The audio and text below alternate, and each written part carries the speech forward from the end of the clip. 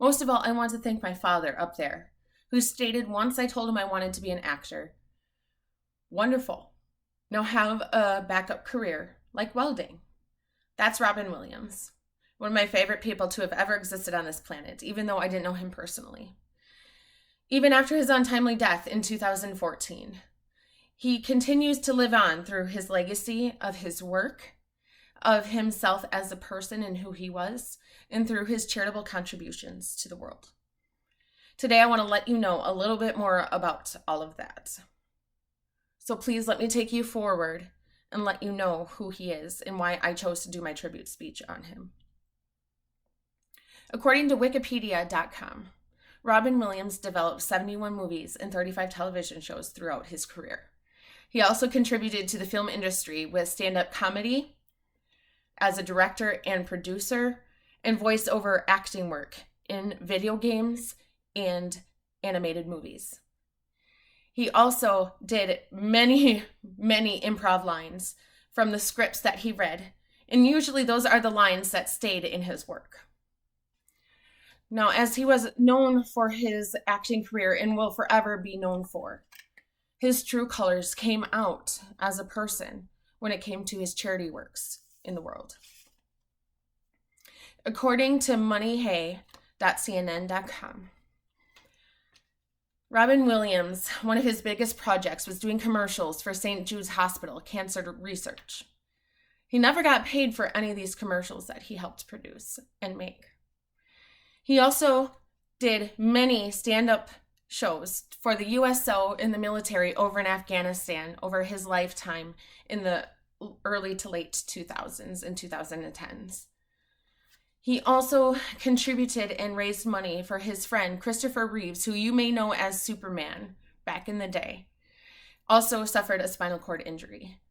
Dana, his wife, and Christopher Reeves had a spinal cord injury research program that he helped raise money for.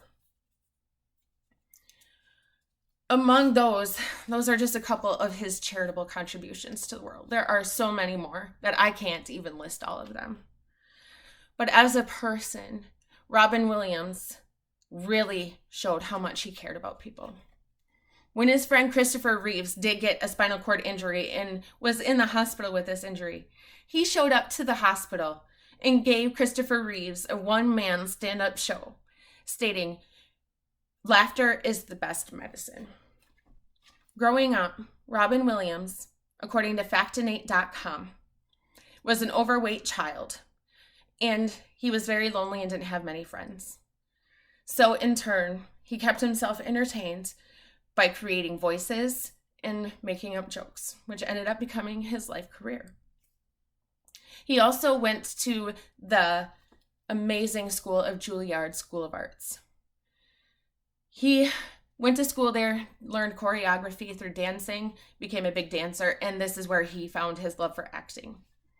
He also developed a scholarship for incoming uprising actors also in the school that could not afford to come to that school. It is very expensive.